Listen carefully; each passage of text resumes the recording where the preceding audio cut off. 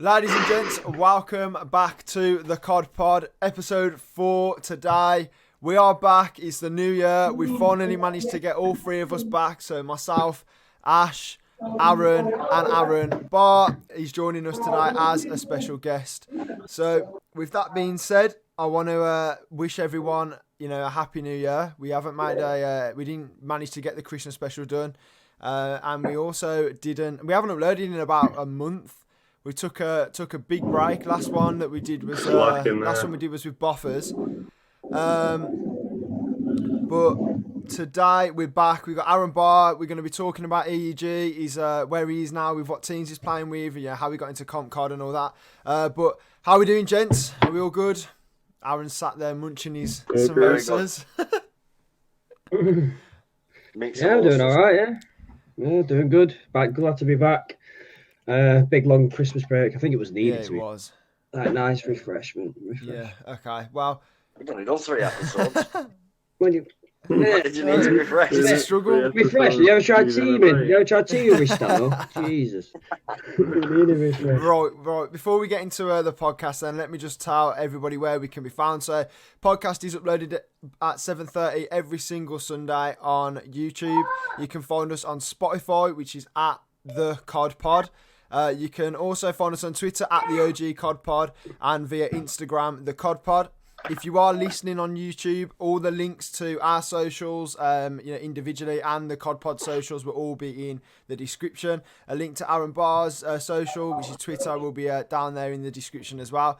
And also, guys, I hope you guys are enjoying the webcams. It is a struggle to sort out every single week. We just sat here for like 5 minutes, but we got it. We're going with it. So, with that being said, Aaron, tell us a little bit about yourself. How did you get into comp card?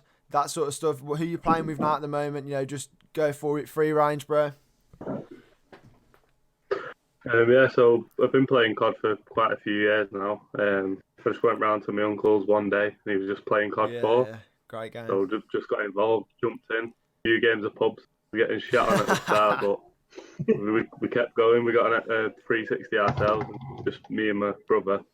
And we just did a game each or a death each, pub, right. getting into it. 3 deaths pass. Start playing, GBs until about Black Ops 1. A few people from school who used to just play until it was time to go to bed. Get in from school, jump on Black Ops 1 GBs, stuff like that. I didn't properly start competing with a team until about Black Ops 4. I don't know why. We used to play just GBs and rank play and all that stuff, messing about online. But started properly competing last year. Went to my first event. We had a fully practiced team for that. It was me, Dom Roberts, Scissor, Kieran, Ben Marzi and Drent. So we were looking strong going into it. But then, I don't even know what happened. The team just split. I think Drent had some personal issues. Kieran had uni exams. Dom just quit, so we ended up going for pickup team. And we just got rinsed by Lucy and that in round 2 winners. All right. So was that Black Ops 4 or was that this event? That was Black Ops 4. London event. Yeah. So you actually went to the London event then? That's pretty cool. Yeah, it was decent atmosphere, and that was class. Yeah. Right. So what did you think of the London event though? Like, was it like organised well, or like what was like the time schedule and stuff like that? I think everything was organised well. Isn't there? Yeah, there's a lot of teams, so you're waiting about stuff like that a lot. You're waiting hours to play. I think we got to the venue at like 9:10 and played our first game at like 12, and then have to wait until about 5 to play, until about 9:10 at night to play again. You are waiting around a bit. Yeah, it's mad. Yeah, like, especially when you've got to go and get food and then make sure that you're not tired. Exactly. I'd start drifting off about 5 o'clock. Yeah. It's just a long day. Yeah, exactly. When we get hot dogs and stuff like that inside the venue, they don't fill you up or nothing. Running like 4 or 5 hot dogs. Jesus. Should have asked for Aaron to get some samosas from Iceland, and I think it would have actually been alright there. Don't worry about my samosas. I think it's a good event. Like I do think I think London from last year was like probably the best event in terms of like the crowd and stuff like that. Yeah, it's just a shame really. Yeah, it was mad. I remember watching it and I just thought, I did see a tweet the other day from EEG, who obviously hosted the Malta events. I did see that they are wanting to branch out now, so I think they're trying to get an event out in North America. I know they've made a Twitter page for the EEG North America. Good day with wind in Malta, never mind North America. Trust me. Putting in a marquee in America, won't We'll get onto that. But we're sending Aaron Barr over to the North America. Won't see me there, mate. Yeah. So I seen that they tweeted out about hosting a North American event, but I've also seen they were tweeting out saying if there was going to hold an event over here in the UK, where or what city would you want it to be in? Now everyone was like, "Oh, put it in London," but then being it, right at the south of the country, well, not, at the bottom of the country, but south of the country, everyone was like, "Oh, why don't you do it in Birmingham? Because that's kind of right smack bang in the middle of the country. People from London can come up, Manchester and that can come down. It is bang in the middle." The only problem with that is that really, if you're going to hold it in Birmingham, you're going to have the NEC and the NII, which are two massive, if you're from around the area, you'd know, or if you've been, they're massive convention centres, but I'm guessing the cost to rent one of them would be just ridiculous. So, it probably isn't going to happen in Birmingham unless they do what they did with get it in the MEN. See, that's what I mean. If you look at Manchester, I can't really think of well-known venues apart from the probably only place you can get is the Warehouse Project. You ever heard of that? Yeah. The Warehouse Project is based in Manchester, where the venues they use are absolutely massive. They're all factories, but proper big warehouses. Yeah. And only the best bet you could do is probably put it in one of them. MEN's probably the most well known, but if you're looking over the summer, that's where all the artists come in then, and all the events and WWE. Yeah. You've got no chance. It's Birmingham's probably the best bet because it means everyone's being in the middle. Whereas if you went down London, London's just too expensive. It really is too expensive, especially for the people coming from up north all the way down. It's too expensive to get there, and once you're there as well, it's stupid. It's £9 a pint for a pint of Carling, bro. What I'm seeing. Spoons up there, mate, is £1.99. Yeah. Have you seen what London have done as well with not London, Royal Ravens, where they've got that DJ? Yeah, seeing that the other day. Yeah. I'm telling you, EG, they held it in Manchester because Manchester got such a big grime scene. You would be able to get a small grime artist to come and perform. You reckon? Oh yeah. Yeah.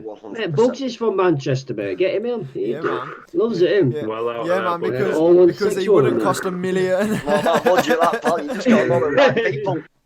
You got a few around here. You up my side, just have a stroll through there. Ricky last night. I nearly had a scrap with Ricky Hatton last night. No, I didn't. I was talking to him. Yeah. He was in the Bohemians in Stalybridge. But anyway, in terms of the EEG, then it's when do you think the best time for them to host it? Because you got to think of giving people enough time, and is it overlapping the CDL as well? Because there's the London one. When's that London one coming up? I think it's Feb, ain't it? It's the first. Yeah, so they've got the first week. It's the well. second weekend of Feb, and then Paris is the last week of Feb, I think. 7 and 8. I do think they need to host one in the UK because that's where they're getting the most of the all of EEG and Val is you know what I mean? Just a lot of UK teams. Val are looking really is a lot of UK teams. I know Aaron sent us all an image of what the Val league is looking like, and their last event is supposed to be a LAN event held in the UK. But they just haven't got a venue or anything confirmed for it yet. I mean, the league was supposed to start in December last year, and I think they've just reconfirmed the date, haven't they, for Jan? 20th of January. Yeah. They did exactly the same. No. I did have a spot on the top 10, but because the team splitting that, we've just been on a break really, just focusing on exams and stuff like that. Studies, yeah. Best way to do it, mate. Get yourself sorted first and then start working. Yeah, exactly. I think that's what the bad thing is about AMC. And it's like everybody teams with everybody. Yeah. It's like you get one team will stay together. That like you'll have this honeymoon period where you'll play scrims, and then you'll probably win every single scrim that night or that week. And then after that first week, you kind of hit like a wall, like a stalemate, and then you just start gradually going down. And it's that time where when you start gradually hitting that rock bottom is where are you a team or can you pull yourself through it? And the majority of people just go, I'll just free agent. It's like me, Aaron, and Stano have known each other for like 3 years, including Smithy as well. And we've hit rock bottom like many times. Like, many times. And it's just at the minute we have. Yeah, that is true, man. Yeah, it's just one of them where you just got to get through it. And people don't see it. Is, Aaron. Got these two nuggets at the side of us. Don't want to carry on competing. I feel like giving them a slap. On Ash's point, just the only reason that our team at the moment is going through this period is because there's so many weeks where we'll say, oh yeah, this week we're going to scrim 4 days a week, or we're going to be on these days, and then 3 or 4 of you will be sat there waiting for that one person to come on. And then he'll message her, and then he'll message her, and then he'll be like, oh, sorry, boys, like, Mrs. needs a lift, or sorry, boys, this is happening. And then he just don't come on. Like, and then that's another night that you've just chalked. Tell Mrs. fucking what? Yeah, that was the problem with my Malta team. Yeah. We had Branny, who's kill it, for those who don't know. He'd say he'd be getting on at this time. And he gets to that time, he's not let us know. So say if we're getting on at 6 for scrims, it's 6:30. We don't even know where he is. We're ringing him. He's not answering. Then he text Harry rather than the group chat. So it just put us all in a shit mood before we even get into that's a what match. That's what happened to us. Same story. Exactly the same situation. So I'd rather someone just turn out and come out and say, listen, boys, I'm holding you back. You go and find somebody else. But no, because they're that stubborn. Like, they just don't want to say it. And it's like, just say it. I'd rather someone... Yeah, Aaron perfectly did it last year. So you just got to come out and say it. Don't be stubborn and be like, oh, no. Like, I'm just gonna like, just stay in the team. Because realistically, like, your mates at the end of the day, well, STANNO'S, you are your mates. Like I said to, like Ash was saying then there, like, the only reason that I sort of said today... Excuse me. The only reason I said today, and like I said last week as well, when I said I weren't going to compete anymore, it's purely because I've played with these two for the last 2-3 years, and I want to make it work with them. We have good vibes. We're all good players. It's just about finding that 5th player whose schedule fits ours and who wants to improve. There's teams out there now that have been teaming for the last 6 months or however long the game's been out for, and you kind of sit here and you're like, oh, you get battered, you get put in spawn traps on Dom, and it's like, right, we need to work through this. And also the problem with the scene at the moment is pro points. There's good players out. There's good players out there. Good players out there, but that they won't play with you because you haven't got any pro points. And it's like they're a free agent, but they'll only play with. They're picky about who they play with. You have to have over a certain amount of pro points. So does my nut in that. I've got a big disagreement with these pro points. Pro points are only important if you are going to attend the CDL. The phone's passed out. Oh, there you go. Phone vibrated. Pro points are only important if you go into the CDL events. Yeah, people treat them like they're the God's gift. If you have a lot of pro points, it means cracked. Yeah. Yeah. I just don't agree with the pro points. If you don't play the pro points, you don't play them. Like, we don't play 2Ks because we have football on Saturdays. So just a question here. How did they sort out the seeding then for the Malta? Because that would be interesting. Yeah, it was a bit of a shambles. So they had a seeding on like 2 days before, Sunday, before the event. Sunday, yeah. But teams were getting buys, and it's like, how are you getting a buy in a seeding tournament? Yeah. You know what I mean? It's a bit of a shambles. I think we played. Who was it? Who we played? I think we played that Electrify first round as well. We should have took it to Mat 5 against them, but we choked the hard point. So yeah, we got one of the worst seeds going into it. But teams are getting buys, like shit teams getting buys into the second round of the seeding. We played EEG season 3, Black Ops 4, and our team got pulled online, and 2 of the, I think it was 5 teams in our pool, something like that. 2 of the 5 teams that when they got drawn on stream live, we played in scrims and battered them, like fully put them in like the 100-point club when we played them.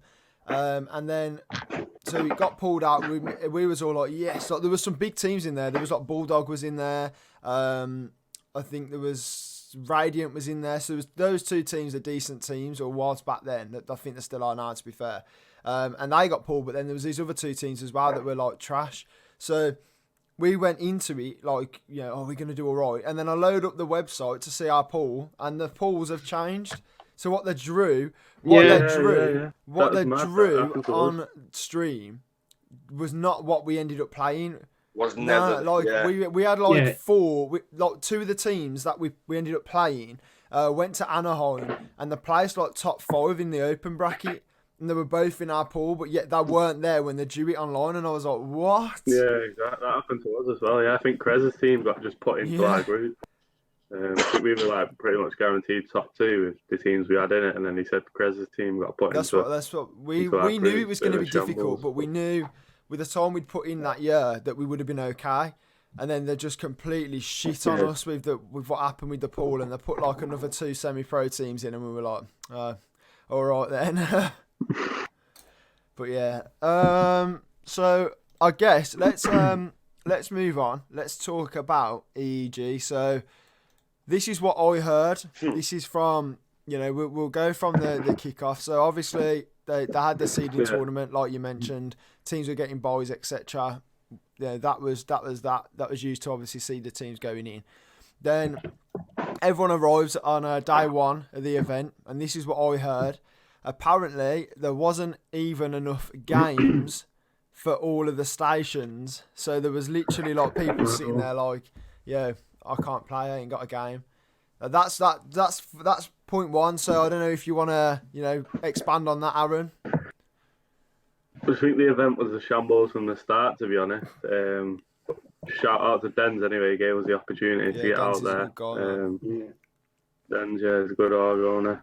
Quality. But yeah, before we even got there, I think we arrived at the airport and we got a taxi to the apartments, and it dropped us off at the wrong apartment. Half an hour from ours. Short straight away after that. In between his hotel as well. Started, not ate all morning, no breakfast or anything. Had an early flight, and then so the taxi eventually took us to the right place, but charged us for taking us to the wrong place as well. So like, what is going on here?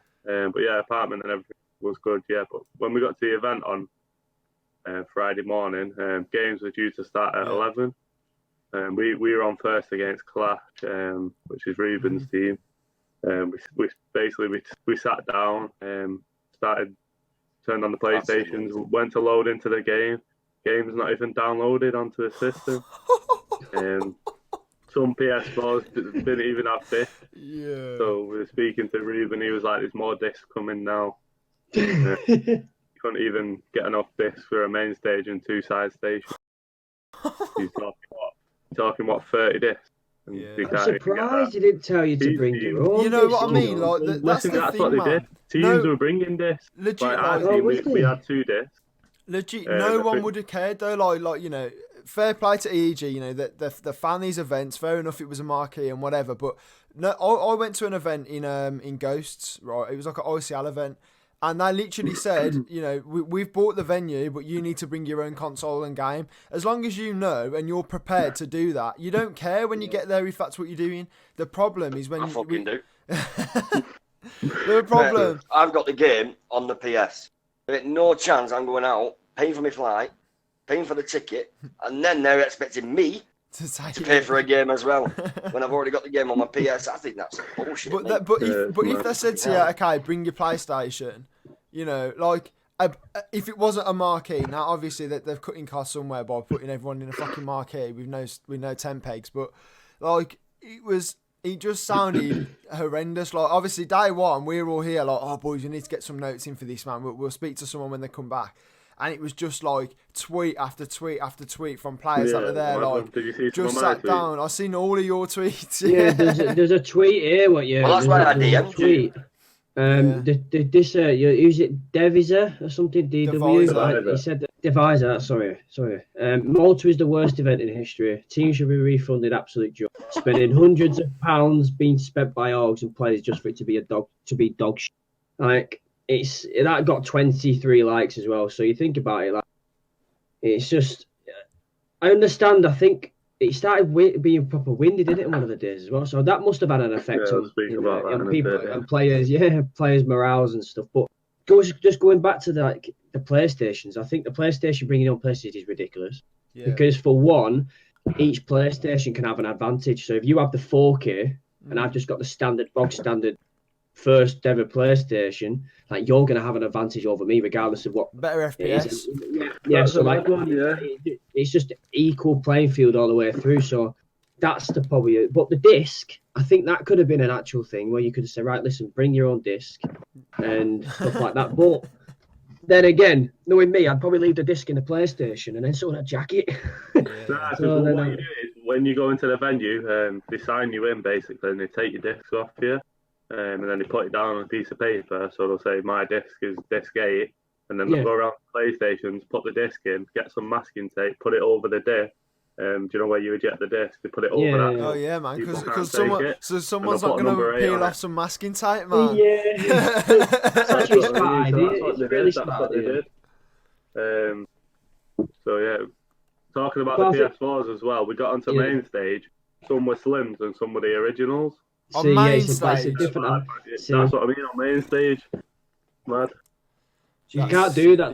It's the FPS, it's the software. You know what I mean? Like, if you think about it, Aaron's got the old PlayStation. It sounds like it's going to set off, and then I've got obviously it's you can just see the difference of the processes in them. It's a massive difference. You had to come to my house. It took us about 3 hours to get mine working. Yeah.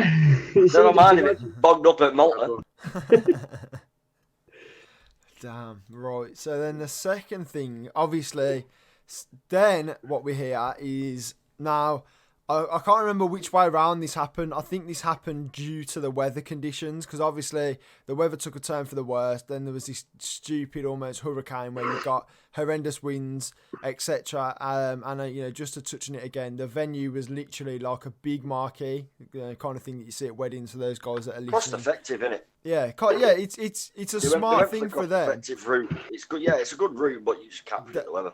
They just put it in the middle of the monsoon season in Malta. Sure. So obviously that didn't help. But then what we hear is there's people now being forced to play games at 11 o'clock at night, and then the next game is at 7 o'clock the next morning. So they're literally getting no time to go away, rest, talk about the day, etc. It's literally go back, get some food, shut your eyes for a couple of hours, and next thing you know, you're back at the event again. And then it turns out that people can't go to the event now because of health and safety reasons. It was just, and it seemed like only communication that was out there really was through Twitter. I didn't hear anyone getting calls from anyone. It was literally just, keep eyes on Twitter, guys. We'll update you when it's free. And I'm sitting here thinking, you've paid hundreds of pounds to fly out there and, attend the event, plus your team pass, all that sort of stuff. And then, they can't even give you the decency of actually calling people up and saying, oh, listen, boys, even if it's just your team leader, just let your team leader know or your owner know what's going on, when people will be there. It literally just seemed everyone was kind of in the dark, just chilling. And, the problem with that is I know the wind was bad, but it's not like you can even go and get some food or whatever, because you never know when you're going to get that message and say, right, everyone come to the venue, your game's in 20 minutes kind of thing. Yeah, nothing nearby either. No, it just literally seemed a bit of a shambles. And, we was all sitting here going, oh, if we're still a team, we'll probably go. And then, thankfully we didn't go, because it did just seem like a complete and utter mess. Like I said, I don't want to sit here and make up like trash talking EEG. Oh, no, yeah. They had a good 1.0, they had a good 2.0. It's a shame that this one fucked up. However, we did try and speak to Ruben, and we tried to speak to, I think it was Remarks, to get them on. Yeah, they just said they don't do they said podcasts. They don't do podcasts. Yeah. So we can't get their side of the story. So the only thing we can do is get players. Unfortunately, is get the shit side of the story. Yeah. Yeah. So sorry to talk. When was I've just been thinking. Then it's like my nana used to own like an apartment in Malta years ago. And remember, I vaguely remember, like, you're not allowed to go between the seasons. Well, they do advise you not to go between the seasons of October to December. They recommend to go, like in the fall season. Yeah. And it's because them seasons are like, obviously, them months are the ones with the most rain and the most winds. So if you're planning an event, I think that's one thing you need to check up on is, does it have a hurricane? It's just average weather, isn't it? Yeah. It's like, don't come to England between like January and December.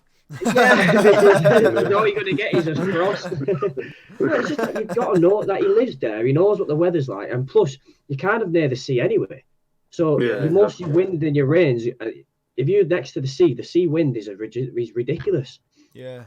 So it's just, obviously last year it didn't really have an effect, but this year I think it's kind of shadowed over the things what they did last year well as well. So because it was a success last year. Oh yeah, mate. You seen? I think it was 2.0. Obviously, we had Conor Mez on earlier on in one of the. I think it was the first or second episode. I think it was the second episode that we had him on, and there was literally a photo of him that we got sent, and he's literally like looking like a lobster. He got sunburnt.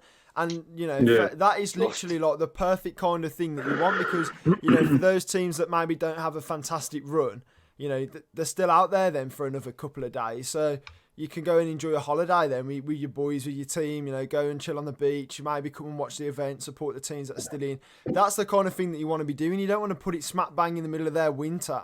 And then, it's just pissing down with rain. So you can't even really go out and explore and enjoy anything. It's literally, you are really all confined to just that event.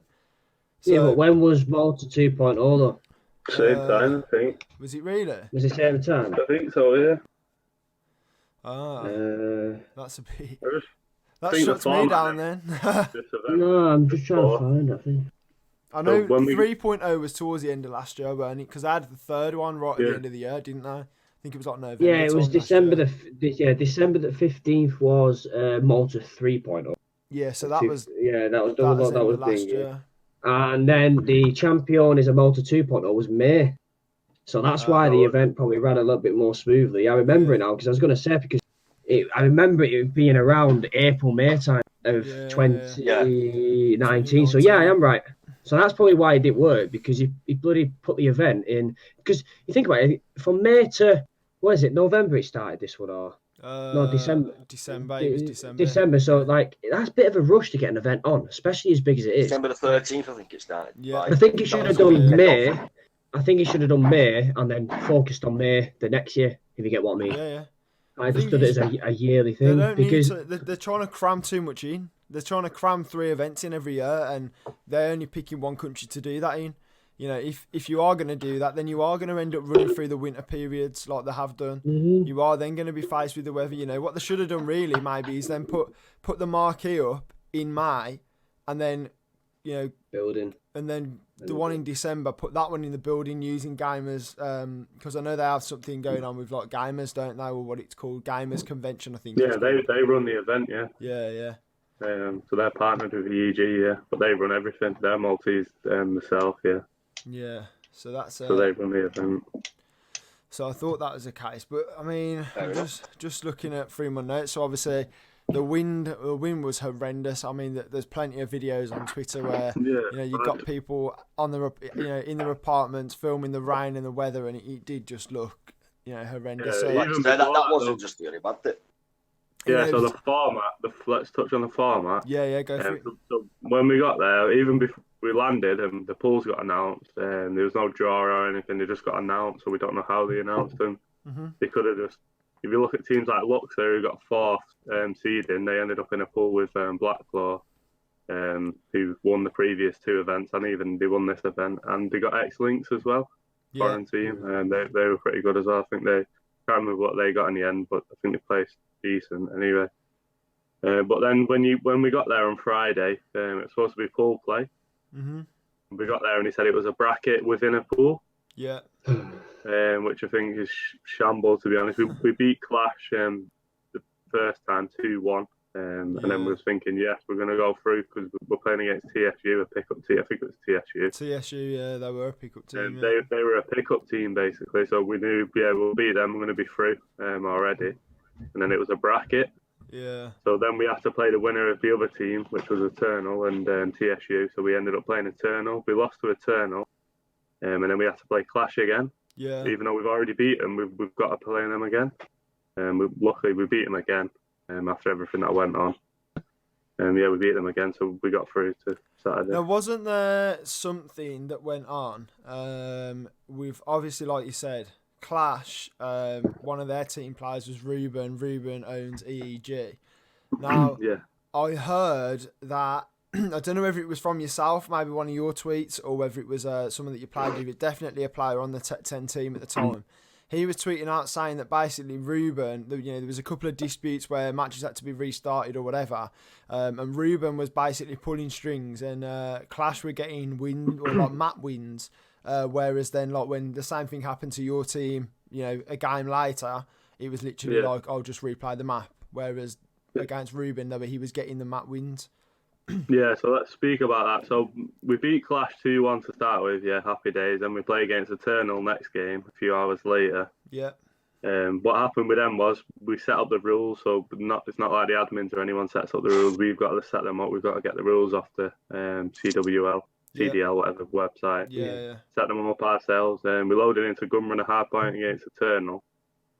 I think it was about 30-17 in favour of them, and we realised that the rules were wrong, so we ended the game. Yeah. And they all jumped up, kicking off and all that, and they demanded basically a 20-point lead. So we restarted Gunrunner.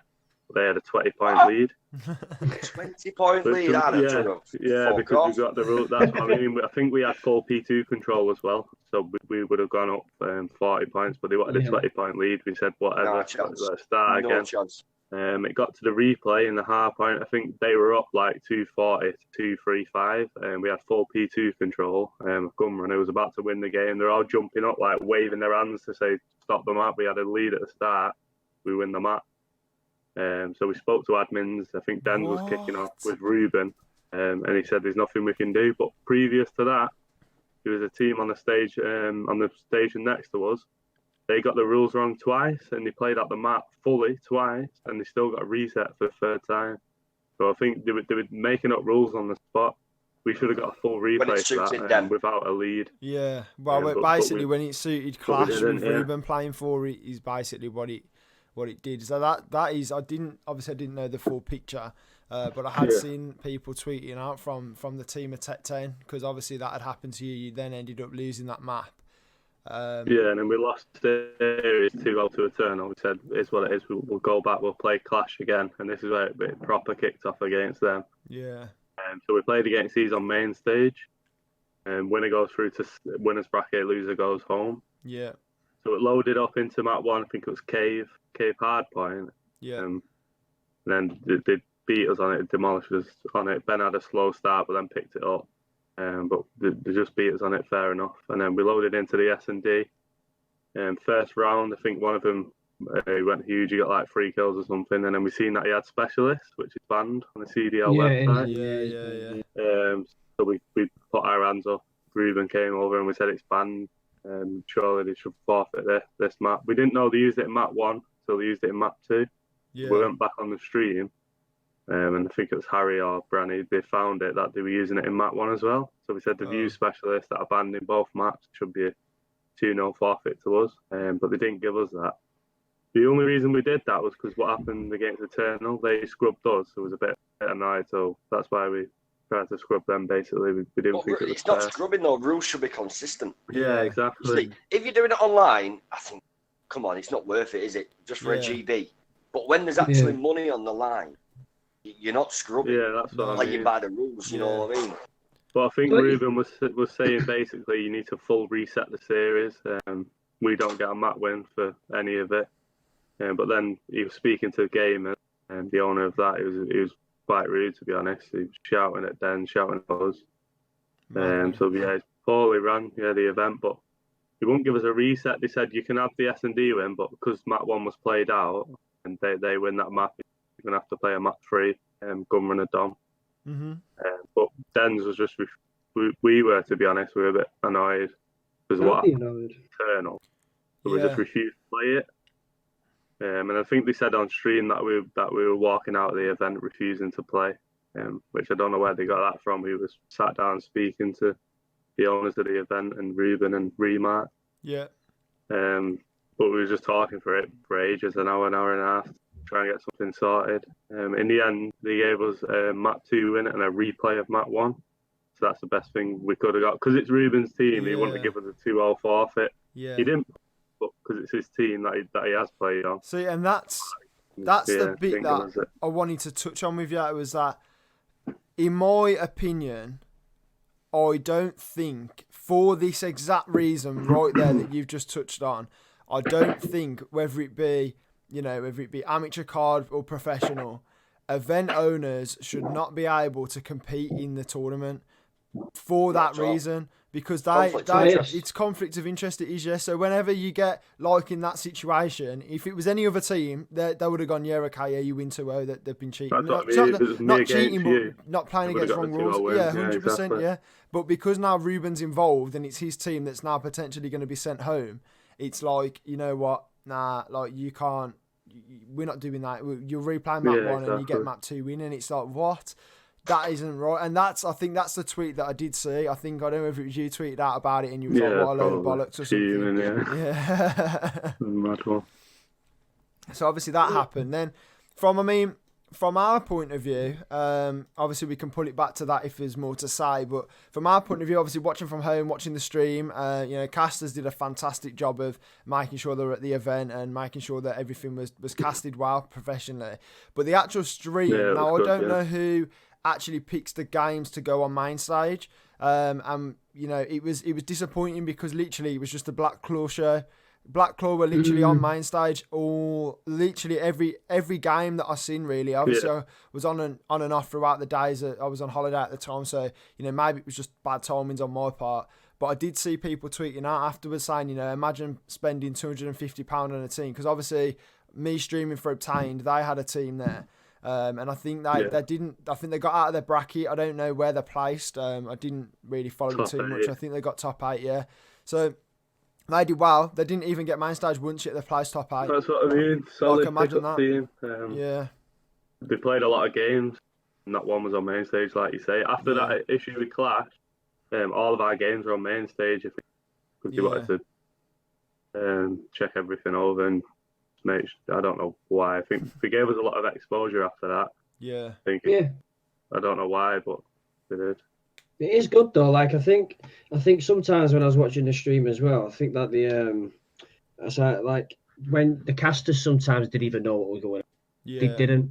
They'd be like, we haven't heard anything yet. We'll just go to a quick break, and then they come back, and then it'd be exactly the same thing. Yeah. And it's like. It just feels like if the message not getting across to the players, it's definitely not going to get across to anybody else. No. Exactly, and the thing is, it should 100%. Even if it didn't get to the players, the people that are there live streaming, sat in front of, I think at one point, it had about 2,000 people watching, maybe a bit more. The casters are there now, the face of the tournament, and they're getting all the questions. What's going on? Why the ad break so long? If they can't even answer it now. People like Conor Mays, Boffers, Brody was there as well. All of those guys there are all now getting, shit down the stream. People fully going, what's going on? You guys are trash. It's not their fault. They're there to do a job, and if information doesn't get back to them, then what are they supposed to do? So, as much as we sit here talking about the problems and the issues, which is why we wanted to get you on, I think it is important to, to point out that, EEG. Based on, okay, maybe they didn't pick the right time of year to host the event because of the weather. Maybe teams were forced to play late. At the end of the day, teams fly out there for 4 days or 3 days to play. So now EEG have to make sure that tournament is done, is started and finished within that time. So, a lot of the days were lost due to the weather conditions. So, full credit to them, I guess, for actually, managing the event well enough to get it in and all played for. No one had to, book a hotel room for an extra day or any of that sort of stuff. So, they've done some things well. One of the problems, just Dan, real quick, was like going back to the time, like you just said, people were playing late. Mm-hmm. I wouldn't have had a problem with that, but after speaking to plenty of people to know this, there was no practice station. Oh yeah, I did hear about this. Yeah. I mean, they can't even put games in the consoles, never mind giving a practice. That's what I mean. Like, there was a Tekken event there going on as well, and I think they had loads of stations there. They had more than us. They could have put an extra station for us there, but they didn't. We played. Go on. I think I seen one of the teams that actually took a PlayStation with them, and they plugged it into a monitor in their apartment, and they were literally taking it in turns to warm up in their apartment, which is just a shambles if you think about that. It's, you got a team of 5. By the time the first person now rotates back in, mate, he's sat there with shivering hands. Like, how can you have an event? How can you have a competitive event where you don't even have a chance to sit? Even if you're not warming up, even if you're not sitting there in a bot lobby, at least give yourself an opportunity to go through strats maybe or whatever. But to not have anything, literally, to jump in, dry, no warm up, no nothing, and it didn't sound like the other 2 events sounded absolutely fantastic from our point of view. We didn't manage to get there, but people come back and was like, fantastic event, great weather, really well managed. And then this one came out, and it all just seemed a little bit rushed. Like you said, like we went through, it was held in a marquee. It wasn't held in an actual fixed building. There weren't enough games for consoles. They had to get games brought in. Teams had to bring their own games.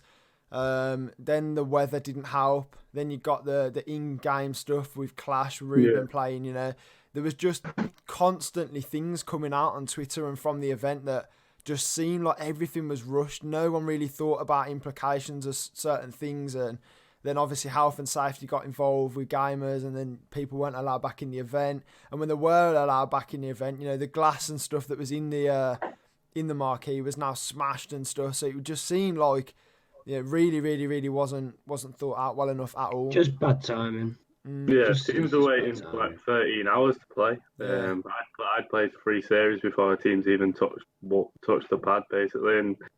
And the Corrupt Talent lads, they got told they were playing on main. I can't remember who against, but they weren't even allowed to warm up. We got told 13 hours have not played. Jump on at 10 to 12 at night. You're playing your series now, no warm up. But it was quite mad, to be honest.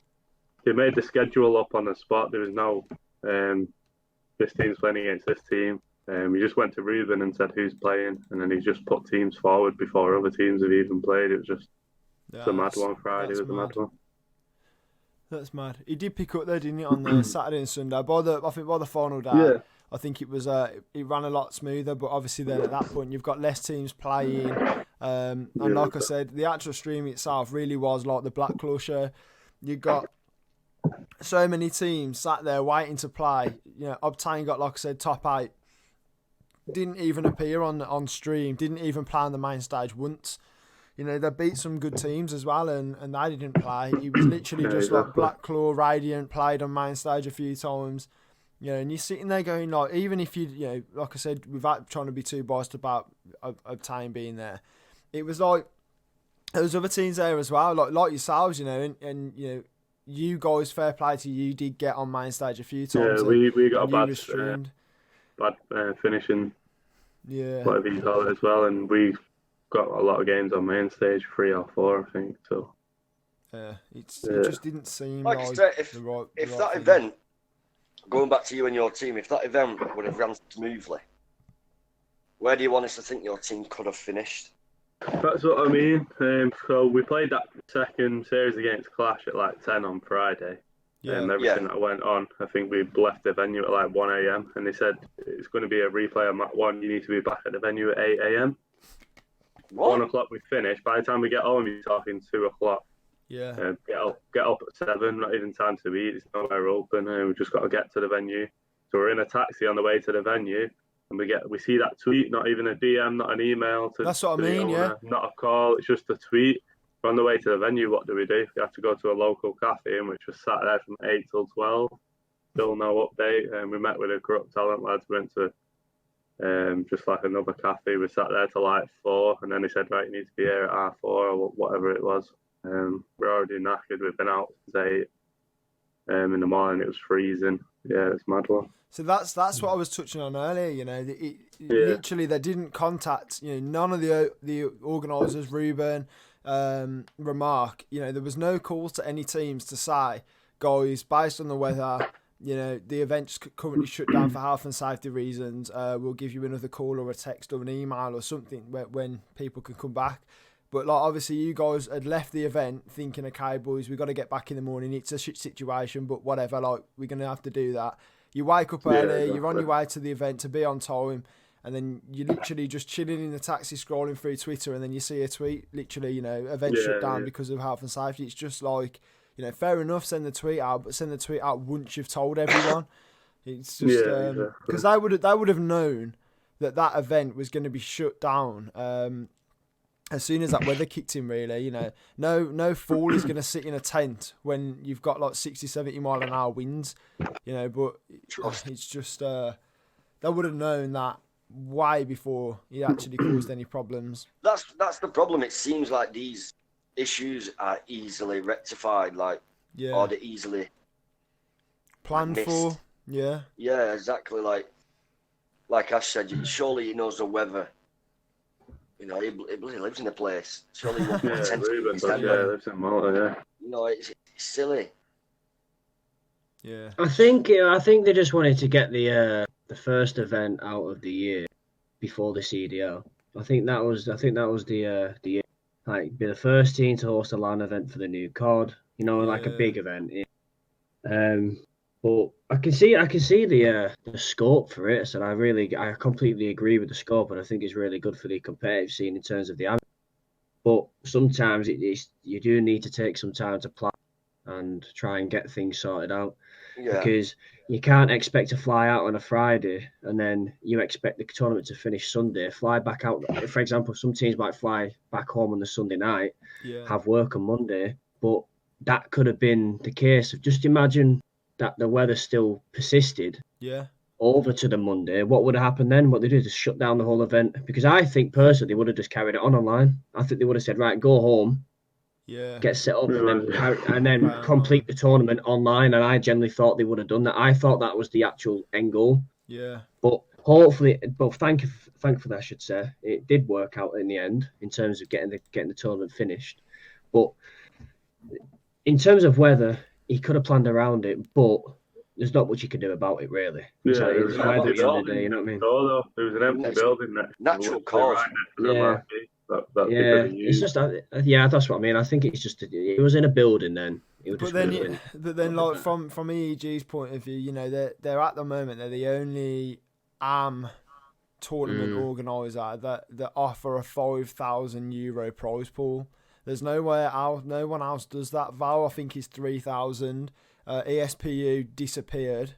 You know, there's no one else that hosts these LAN events with a prize pool that they do. So, you know, that they've got to cut costs somewhere. That money obviously is only coming through sponsors and team passes, really. So they've got to cut costs somewhere. Obviously, they've got the partnership with Gamers. The reason that they get the other two events or 3 events in actual fixed buildings is because of the partnership with Gamers. Obviously, this time around, Gamers have gone, you know, we're hosting an event. This is what it is. It's, you know, at the end of the day, I think it's not EEG's fault that Gamers decided to host the event in a marquee, because it's not EEG that made that decision. They just partnered up with Gamers. Gamers have made the decision to host their tournament in a marquee. So you know, it's I think it's bad for us to sit here and be like, you know, it's easy. You know, EEG should have turned around really and gone, we're going to give this one a pass because we don't think playing in a marquee in this month for the year is a good idea. What they've done is they've gone, okay, we'll get the first one in, like Ash said, and it's obviously not worked out well for them. Yeah, Saturday, after everything that happened when we eventually got in, and even Sunday, I think that was perfect. If it was like that the whole weekend, it would have been a good event. Yeah, that's what I'm saying. Everything that happened just you got like teething issues on the Friday. Obviously, like you said, games weren't downloaded on consoles. Consoles didn't have games. That's what I mean. I think to conclude it all, I think games should have been downloaded beforehand. I think it could have been in a building. I think conflict of interest in terms of the owners or people who run the thing to have teams in. And I think a schedule in terms of who should be playing and what time they should be playing, and that schedule should be put up online for every player to access. Because Aaron, you might actually think to yourself, right, we don't know what time we're having our game is, so we have to get up at 7. Bearing in mind we just finished our game at 12 a.m. It's not good. You know what I mean? Like if you finished the game at 12 a.m, I wouldn't expect you to come to the venue until 11 a.m. the next day. You know what I mean? Like you start having that little gap, because traditionally you need at least 6 to 8 hours sleep anyway, and it's not fair, really. Aaron T has to have his 8 hours, or else he looks grumpy as fuck. Yeah. Touching on that, Blacklaw, the Blacklaw show, I think on Friday they didn't play till like 4, but you seen them rock into the venue at like 3:45, so there's something going on. Like, EEG were letting them know you're playing at 4, so they had time to chill out, go and eat and everything. So they came to the venue fresh. The rest of us were there at 10 o'clock, 10:30, 11. So that's one of them. It obviously shows it has an effect, because they went on to win. Yeah. You know, it's not like we can just say it and, you know, it can be passed away because they failed to win or they failed to place well. They was coming in, like you say, at 4 o'clock, all fresh, all probably had a nice sleep, nice meal beforehand. Yeah, exactly. They come in and go and win the event because they're more refueled, they're more refreshed, like you say. So when you scream, you do get to this mission, don't you? Me and Ash just said before, you know, you can jump on at 5:30 and scream until 12 o'clock, but come like 10:30, 11, you'll start getting tired. You start moaning a bit more. You start moaning a bit more. You start making dumb decisions whilst you're playing. You rotate the wrong way, or you rotate on your own, and it all just falls apart. So, you know, if you are refreshed, refueled, you've eaten well, you've had enough sleep, your head's clear when you're going into games. You don't make stupid mistakes, stupid decisions, play calls. You know, for you guys who literally don't know whether you're coming or going, you don't know if you've got time to have any sleep or eat, you know, you're all stressed about, you know, are we even going to get our games in and compete in this tournament? Whereas Blacklaw are like, yeah, boys, don't worry, we'll get there like 5 minutes before we have to play. It's just different vibes all over. But I guess, unless anybody else has got anything to say, that kind of wraps up the EEG stuff, really. I don't know if you wanna... like I said. Look, I'll let Aaron go first, and then I'll go second. Yeah. Like I said, in terms of last bit on EEG, like they do fantastic work. Mm-hmm. You know, the online stuff, like they do, the online tournaments is great. Even the LANs are great. Like you said, this one just didn't pass expectations. Yeah. I think they set the bar too high for themselves. Maybe because they had a good 1.0, 2.0. 3.0. People were expecting the same standard, and unfortunately on the Friday they didn't get that same standard. Like Aaron Barr said, Saturday, Sunday were perfect. Yeah. So you can only give them props for churning it around. Yeah. Yeah, that's for me. That's all I've got to say on EG. I think the last question is where do you go from here now? What's your plans? So Aaron, so what's your plans in terms of like competing? Like where do you see yourself this year? What's the time? Well, this year I've took a step back at the moment. I'm just going to focus on work, exams, saving up for a house and stuff like that. So just going to focus on that first. Don't think I might just not compete the whole game. I don't know. It depends what gets announced, because at the moment there's only 32 teams for London. Yeah. And there's nothing about any more passes getting announced. Apparently the Paris event might not happen as well at the end of Feb.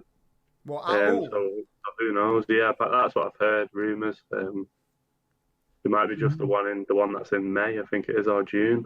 So it just depends what gets announced. I think EEG are doing another event in the UK, like you say. So yeah, I've heard. I don't know where it is. I don't know if they've got a venue for it yet. I think you should do it. I think if you got the right team and you got the right mould, I think you could do something special. I keep at it, but focus on yourself first. Yeah, exactly. And just give yourself some time, and then I think eventually you'll find somebody, you'll find a team, and then you'll just start smashing it again. It's like us. Sometimes you lose the bite for it. Yeah. I mean, someday it's easy to chalk it off, isn't it? It's easy to sort of sit there and go, oh, you're not playing, or oh, you know what, like I've got better things I could be doing, and you lose that passion, that drive for it, and then 2 weeks later you're bored, you want to be screaming, you want to be competing, and then you're like, yo boys, get the fuck back online, like we got to be playing, man. Yeah, so I wish you all the best. I really do. Like, hopefully you can. Thank you. I hope you can get the gold at the next EEG event. You'll have to be us first. This one, I think winners round 1. It was 1-1 going into the Dom, and I think 1 play. I called it out like 10 times. Pick up the OE, pick up crates OE. If we pick that up, we win the game. We win winners round 2. Like, would have been top 12 or top 8, and would have played against Amsterdam Lions. I reckon we would have beat them. But solid buts and mays. Yeah. I'll make sure Black Claw's plane tickets don't reach them, and then they might get another chance somewhere. Nah, just get rid of it. Just like when they come to the door, be like, nah, you're not allowed in. Like, nah, you're not on the list. Not on the list. Just. Got Aaron Taylor at the door, like, you're what? Get out. It's Black Claw. Black Claw. Who? I ain't heard of them before. All right. Well, Aaron, appreciate you coming on, man. I appreciate you talking open and honestly. And thank you. Like Ash said, best of luck, whether it be, you take your time off, you sort yourself out, you're saving for a house, like you said. So, best of luck with all that, and I hope to get you on maybe in the future. Yeah, definitely. But there's any big teams out there, There's any big teams out there, make sure you hit Aaron's DMs as well, because he will be biting back, and awfully will be biting back. So there's any big teams all going as listening up, make sure you get Aaron Barr on your team, because he'll improve 100%. Nice one. 100%. Aaron, you had something to say? Yeah. I was just going to see if Aaron Barr streams. Yeah, do you stream? I used to, now and again. Right. I've not, just through the PS5, nothing No, just send your link across. Like, we'll hit the follow, and we'll put it in the bottom of this tag on this video and get it in there. So those guys that are on Spotify, obviously, we'll probably head over to the YouTube channel, or make sure to follow us on Twitter, and we'll get a tweet out about Aaron Barr's socials and stuff, so you can go and support him over there, because obviously coming on our podcast means a lot to us, especially me. So we sort of not being around for a couple of weeks. We've had a couple of people saying, oh, you've disappeared, or you've given up. Nah, we never give up. We just didn't want to be sitting here, pumping out pointless content. We wanted to make sure what we're doing was the right stuff, good content, good people, good chat. So, we're back today. Next week, we have got Axis on. So Axis, just a quick rundown of him. He's just announced an org that he's opened up. Obviously, I'll let him talk about that next weekend. They've announced 2 Fortnite teams. I think they're looking at a Call of Duty team. So they're going to be involved with a lot of esports over the place, and Axis himself streams, involved with a lot of charity streams and stuff like that, and he drinks a dumb amount of Red Bull while streaming. So next Sunday, guys, make sure to make sure you followed up and everything, because next Sunday we're going to have that should be a good chat with Axis. He's supported all of us in this chat, to be fair.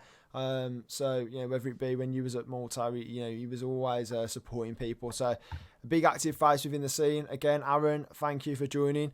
Guys that are on, it's been a pleasure. Yeah, man. Yeah.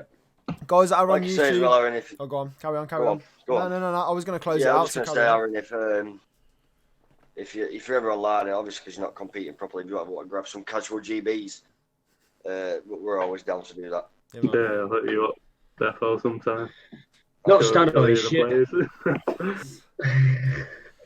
up, man. Without me, you'd have no kills on the map, lad. So shh. Yeah. I need an AR to watch my lane. That's all I hear with Ash. I need it. You need it, don't you? Yeah, we do. That's what I didn't know. We'll just have the struggles. You ever tried running down the side of wood? Not wood, what's it called? Jungle, whatever you want to call it. Okay, now I'm gun runner. Fuck. Yeah. Railed off. Guy at the back of the scratching his balls. Pissing me off. Right. With that being said, then, guys on YouTube, make sure you hit that subscribe button, turn your notifications on so you never miss an update. I also want to throw it out there. We probably should have spoke about this a bit earlier in the podcast, but the Cod Pod, obviously we announced that that's something that we were going to be starting up soon. So basically, any clips you get, whether it be, you know, GB, scrims, etc., has to be from competitive. Any clips you get, send them in to us. We're going to compile a video. We wanted to get like one a week, but based on how it's gone so far, it's probably going to be more like, you know, 2 a month, something like that. At the end of the month, the top 4 or 5 videos, or the top 5 clips, are going to get submitted into one video, and then through Twitter you're going to be able to vote for your winner, and the winner will receive like a £15 gift card from us. So whether it be you want it on Steam, PSN, wherever, you know, that's that. With that being said, guys, make sure to, I don't know if you can follow the playlist on Spotify or not, but if you can, make sure to do that. Those that listen through Anchor, thank you for your support. And YouTube, guys, make sure to hit that sub button. And you know, from all of us here at the Cod Pod, we hope you have a fantastic day.